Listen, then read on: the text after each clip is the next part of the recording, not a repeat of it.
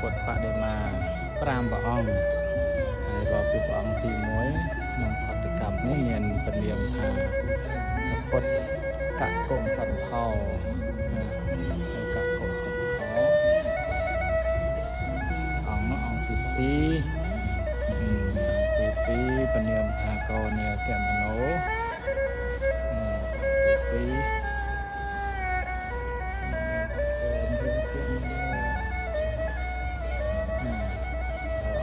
2ពុទ្ធកសបោ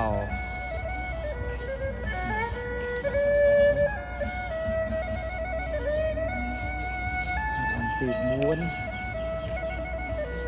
ពុទ្ធសមណគោតម